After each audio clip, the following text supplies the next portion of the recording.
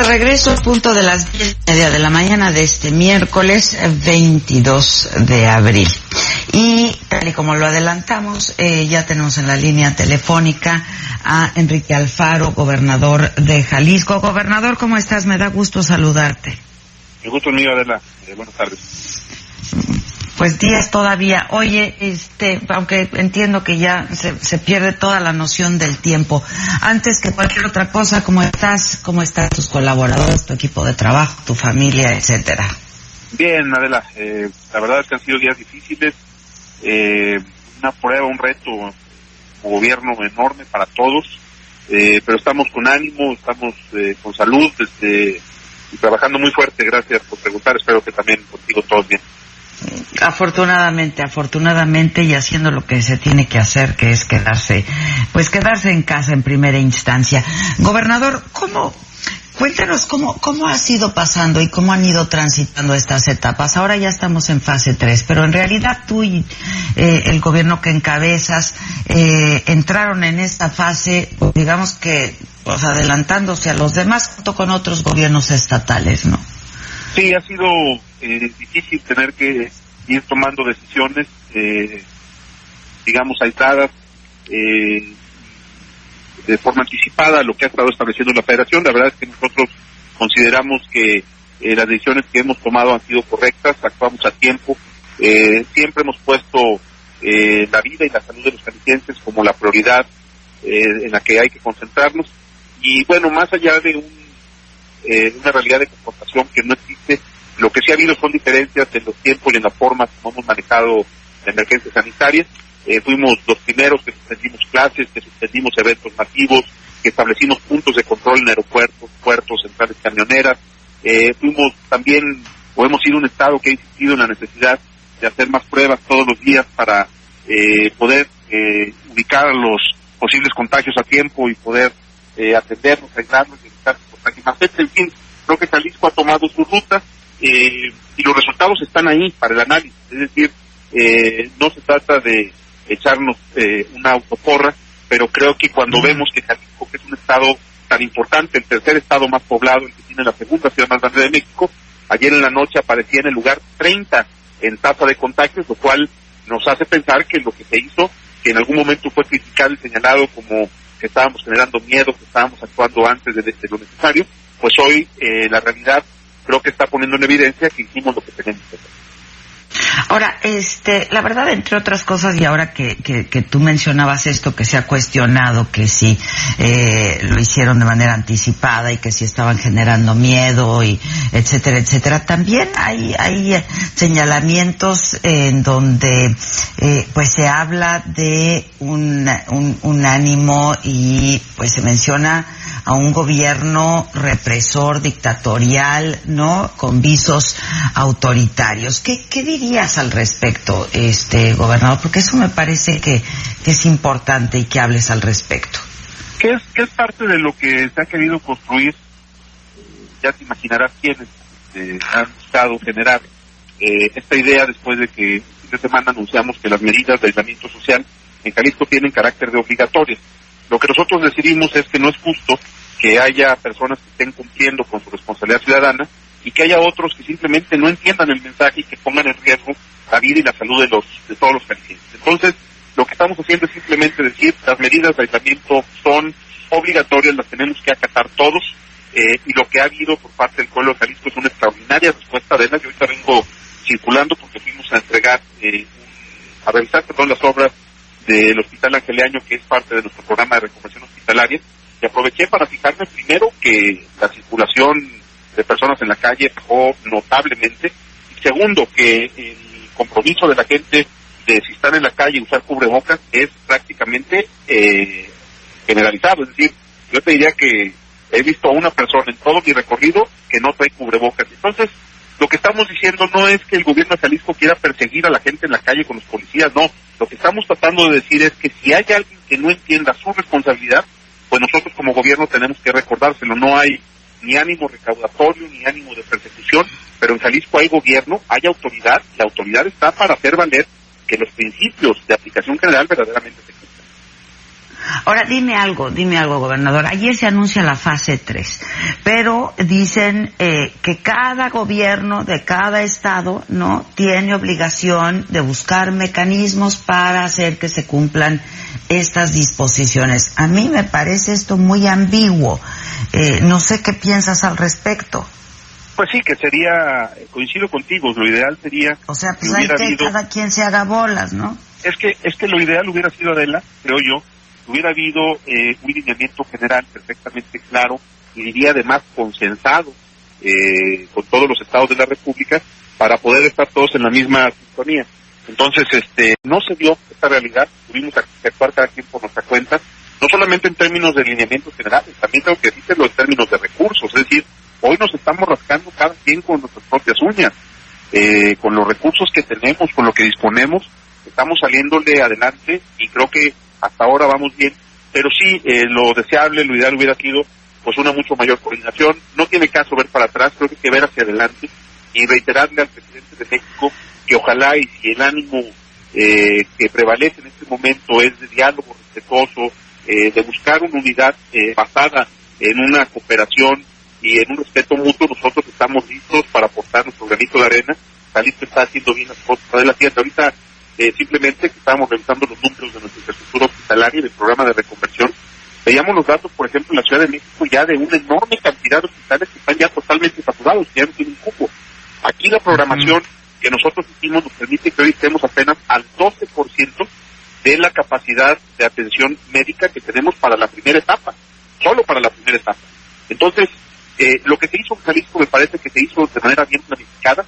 Hemos tenido que tomar medidas difíciles, algunas que son materia de debate y de discusión, pero creo que al final lo importante es que no en un ánimo, insisto, de confrontación, pero sí de que no nos podemos quedar esperando en Jalisco a que un funcionario en un escritorio en la Ciudad de México nos diga lo que tenemos o no tenemos que hacer. Nosotros decidimos involucrar, por ejemplo, a la Universidad de Guadalajara, la segunda universidad más importante de México, para que su comunidad científica, investigadores y académicos nos ayudaran a desarrollar todo un modelo de trabajo que es el que estamos aplicando. Es decir, no se ha hecho aquí nada a partir de las ocurrencias de un gobernante, se ha hecho un trabajo planificado, organizado y que los resultados parecen demostrar. No estoy cantando victoria, estamos por entrar a la parte más crítica, pero hasta ahora los resultados dicen que estamos en el camino correcto. Ahora, dime algo, de pronto pues a ustedes les toca y pues eso es el trabajo de quien gobierna, tomar medidas que son poco populares, ¿no? Y tomar decisiones que son poco populares. ¿Cómo has visto y qué retroalimentación tienes pues de los jaliscienses, que en realidad pues es lo que debe importarte? Yo creo que la verdad, al final de cuentas, termina por imponerse. La gente sabe que estamos haciendo lo correcto. Yo no estoy tomando decisiones en un cálculo político o pensando en las encuestas, estoy pensando en cómo lo hacemos para salvar vidas. Y al final eso terminará por permitirnos tener la tranquilidad de haber actuado con seriedad, y yo estoy seguro que la gente lo sabrá valorar. Lo que te puedo decir es que la convocatoria que hemos hecho en todo el mes que llevamos ya enfrentando esta crisis sanitaria ha tenido por parte de la gente un enorme respaldo a la convocatoria que desde el gobierno de Jalisco se ha hecho, tanto para cumplir las medidas de carácter sanitario como, por ejemplo, para que los empresarios y el sector social sean solidarios y nos ayuden a generar los instrumentos y tener los insumos para poder atender no solamente a la población que está que adquirió el virus, sino también para poder ir a apoyar a quienes menos tienen, porque el efecto colateral de las medidas de aislamiento más drástico, más grave, pues es el del empobrecimiento de personas que viven al día y que tienen que ver cómo mantener a sus familias. Afortunadamente, esa es la otra pandemia, ¿no? Claro, ese es el otro frente. Entonces, ahí lo que yo he visto es que el cierre de filas de la sociedad jalisciense ha sido de veras impresionante. Dentro de todo lo malo que estamos viviendo, yo veo hoy un Jalisco muy unido, con un amplio respaldo al gobierno como el conductor de la estrategia, pero sobre todo a ciudadanos que a pesar de la dificultad entienden pues que el aislamiento y que las medidas que estamos tomando no son por gusto, o sea, lo estamos haciendo para cuidar la vida de nuestra gente, y yo creo que al final de cuentas el pueblo de Jalisco lo sabrá entender correctamente. Ahora, Ahora, háblanos de las pruebas, gobernador, y de los insumos que te han estado llegando. Finalmente ya pudiste, tú estabas mucho desde un principio exigiendo que se hicieran pruebas. Y otra vez, pues no caprichosa, ¿no? Pero pues tuviste que ir posponiendo el asunto de hacer pruebas masivas, digamos, generalizadas. ¿Cómo ve el asunto de las pruebas en este momento? Bueno, el gobierno decidió no permitir la importación de pruebas rápidas. Se incumplió, de hecho, el acuerdo que habían establecido de que hace 15 días podríamos ya estar comprando estas pruebas. Tuvimos que adaptar nuestro modelo, Adela, a la aplicación de pruebas de las conocidas o llamadas PCR, que son las pruebas que ha reconocido el INDRE, pero pudimos hacer un diseño para... Las únicas que han reconocido. Okay. Sí, cuando menos las únicas que dejan importar. Y lo que hemos logrado es desarrollar un modelo que nos ha permitido ya estar en condiciones de triplicar nuestra capacidad para hacer pruebas. Ya lo echamos a andar esta semana, es decir, aunque nos cerraron una puerta, nosotros abrimos otra. Y entonces las pruebas PCR, aunque son más caras, las reorganizamos para poder aplicarlas a un mayor número de personas. Eso nos ha permitido ya tener resultados en la primera semana de aplicación muy importantes. Simplemente 28 casos que con el modelo pasivo o aleatorio, que es el modelo Centinela, no hubiéramos detectado. En estos primeros días, 28 casos que hoy, al haberlos detectado a tiempo, ya pudimos tratarlos, aislarlos y evitar que contagien más personas. Algunos de ellos, por ejemplo, en uno de nuestros reclusorios. Imagínate si no hubiéramos hecho estas pruebas, que hoy estamos haciendo de manera generalizada. Ahí. Sí, claro, lo que se nos hubiera generado. Entonces, adicionalmente al trabajo que estamos haciendo para hacer muestreo masivo, el haber desarrollado este modelo que hemos denominado Radar Jalisco, que nos ayudó a construirlo en la Universidad de Guadalajara, nos está permitiendo, entre otras cosas, poder hacer muestras periódicas a todo nuestro personal médico que está en contacto con pacientes de COVID, que es un reclamo, me parece, elemental de la comunidad médica, que cuando menos los estemos evaluando. Entonces, el modelo va bien, pudo haber sido más fácil, pudo haber sido antes, pero bueno, pues nos cerraron las puertas por razones que sigo sin entender. Hoy lo que Jalisco está haciendo es ya el triple de pruebas de las que teníamos, estamos detectando más casos, estamos generando información muy valiosa para todo lo que es el seguimiento epidemiológico, y lo que vamos a lograr, Adela, es que en esta fase, que es la más crítica, la de contagios de manera más acelerada, tengamos una visión, un panorama mucho más completo de en dónde estamos parados. Es que mira, gobernador, si tú ves una tabla de la cantidad de pruebas que están haciendo los distintos países en relación a la población, ¿no? Pues, México es el país que menos pruebas está aplicando. Y sí, yo no acabo de... Es absurdo, no acabo de entender los motivos.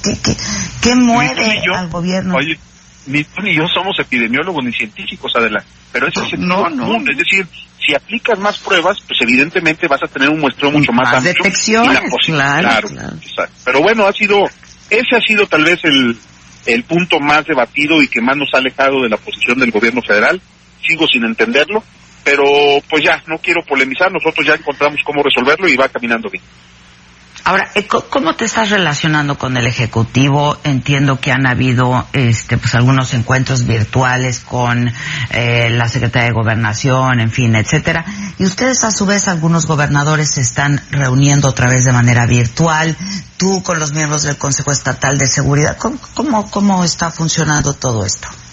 Pues mira, la verdad es que con el sector salud y con los encargados de atender la epidemia a nivel nacional, la comunicación es cero. No han tenido ni siquiera la atención de hacer una llamada en todo este proceso. Yo busqué, por supuesto, establecer contacto con ellos, no tuve respuesta, pero afortunadamente con la incorporación de Marcelo Ebrard a la mesa el gobierno federal, pues hemos abierto un canal de comunicación efectivo. Marcelo es una gente a la que conozco hace mucho tiempo y un político serio.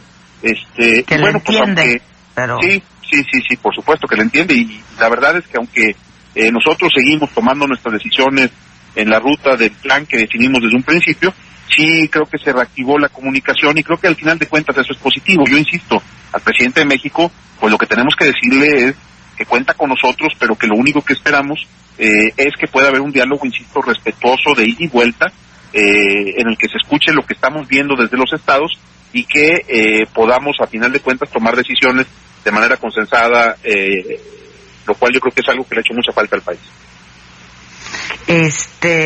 Híjoles, pues ojalá que se transiten estos próximos días. Sí vienen los días más difíciles. ¿Cómo lo estás viendo tú en el estado? No sé qué otras medidas, a qué otras medidas te vas a ir adelantando, gobernador. No, en realidad, Adela, creo que hoy la ruta que está siguiendo Jalisco está definida, va caminando bien, los resultados son buenos. No vamos a modificar en este momento el plan que trazamos, creo que está dando los resultados que esperábamos. Simplemente diría yo, como temas que están todavía pendientes, el asunto del regreso a clases. Nosotros tenemos muchas dudas sobre lo que se ha adelantado, que pudiera ser la fecha de regreso a clases, y nos parece que hay un mensaje contradictorio entre vamos a entrar en la fase más difícil y ya prepárense para regresar a las escuelas. Justo ayer entrevisté al secretario de Educación y le decía yo a Esteban, justo ayer se anuncia, ¿no?, la entrada a la fase más compleja, a lo más difícil, la fase 3, y justo ese mismo día se da una fecha de reinicio de clases, ¿no? Sí. Y bueno, lo que él responde es que pues es una fecha flexible, y que lo que se ha insistido mucho es, en todos sentidos, es sí y solo sí, ¿no? Pues las cosas evolucionan de manera favorable. A mí también me pareció que fue muy apresurado dar una fecha justo cuando están diciendo que ya se entró a una fase 3, ¿no? Sí, yo creo que esa decisión tiene que revisarse con cuidado. Esteban es una de las personas, de los funcionarios con los que sí hemos tenido una buena comunicación, y es una gente respetuosa. Pero sí es un asunto en el que yo no quisiera anticipar una posición, aunque de inicio me atrevo a decir que no veo condiciones para que se diera un regreso a clase. Entonces, esos son los temas que están, digamos, pendientes. Lo demás está en ruta. Estamos ahorita concentrados en la entrega de los apoyos a las personas que más necesidad tienen. Estamos aplicando un fondo de 1,000 millones de pesos, Adela, para apoyar a micro y pequeñas empresas para que no despidan a sus trabajadores, para poder ayudar a la gente que quedó sin una fuente de ingreso, que estaban en el autoempleo o en el sector informal. En fin, estamos haciendo, créemelo, todo lo que está a nuestro alcance, pero evidentemente pues viviendo una circunstancia que jamás nos imaginamos, para la que ningún gobierno estaba preparado, y bueno, pues ha sido todo un proceso también de aprendizaje que yo confío, insisto, estoy convencido de que vamos a poder salir bien librados. Finalmente, pues te hago esta pregunta. Tú ya lo has negado, pero me parece que es importante que lo diga. ¿Formas parte o desconoces o tienes conocimiento de algún complot en contra del presidente? Jamás, Adela. Fíjate que una de las cosas en las que yo he creído siempre en la política es que las cosas son mejor de frente. Yo he sido de los personajes públicos que he hablado creo yo, con más claridad respecto a las diferencias que puedo tener con el gobierno de la República y con el propio presidente. Lo he hecho sobre la mesa. A mí por debajo de la mesa no me gustan las cosas. Yo creo que el que haya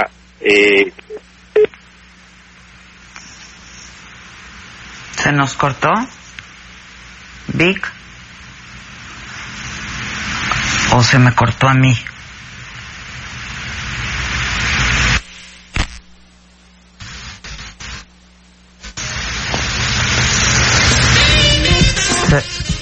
Fue a él, ¿verdad? Sí, se cortó, se le cortó a él.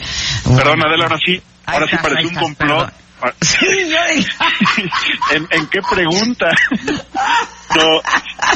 Yo dije, ahí no la podemos dejar. No, la verdad es que con el presidente puede haber diferencias en algunos temas, pero son siempre sobre la mesa y públicas. Es decir, el tener un punto de vista distinto al presidente de México no significa ser su enemigo. Creo que debería ser parte de la normalidad democrática de este país. Jamás me prestaría a hacer un complot contra el presidente. Creo que eso sería una terrible equivocación. Yo lo que espero es que siempre haya la posibilidad de poner sobre la mesa nuestro punto de vista, de que se entienda que a mí me toca defender los intereses del Estado que gobierno, que nos sentimos muy orgullosos de ser parte de esta nación, y que espero con el presidente, con quien tengo una relación de muchos años, yo diría incluso en muchos momentos de amistad, espero podamos recomponer los términos del diálogo por el bien de Jalisco y por el bien de México. Yo insisto en que en un momento como el que vive el país, la discusión de los temas públicos de manera abierta es fundamental para poder tener resultados que le sirvan a todas las partes. Yo seguiré impulsando la idea de que pueda haber un ejercicio de diálogo y la construcción de un gran acuerdo nacional, pero no de discurso, Adela, no para la foto, un acuerdo que tenga como soporte principal la voluntad de las partes para tratarlo siempre con respeto, de ida y vuelta. Pues ojalá que sí, así sea, ¿no? Porque este país lo necesita ahora más que nunca. Oye, cuando me decías tú, ya finalmente te pregunto esto, gobernador, que también cada estado se está teniendo que rascar con sus propias uñas, ¿se les estaban dando insumos? ¿Cómo está este acuerdo? ¿El presupuesto destinado? ¿Qué está pasando con esto? Nada, absolutamente, Adela. La realidad es que, aunque nos estamos coordinando bien, por ejemplo, con el Seguro Social, el apoyo, o más bien el respaldo que ha tenido Jalisco prácticamente es nulo. Nosotros no estamos recibiendo ni recursos adicionales ni herramientas de trabajo enviadas por la Federación.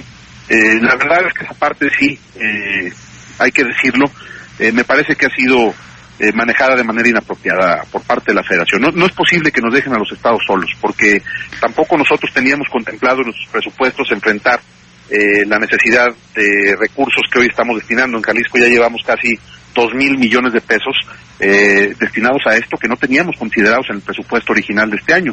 Entonces, pues, son de las cosas que precisamente abren el debate sobre el pacto fiscal.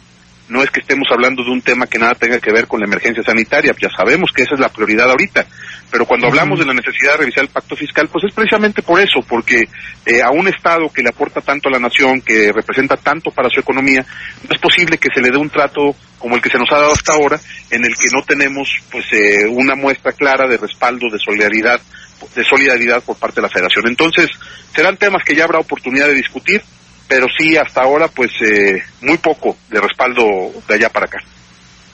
Bueno, pues también son temas que ya habrá oportunidad de conversar contigo. Te agradezco mucho, gobernador. Suerte en esto, a ti como pues al resto de la República Mexicana y a todos los mexicanos, que hagamos lo que nos toca, ¿no? Así es, Adela, te agradezco mucho el espacio, sabes que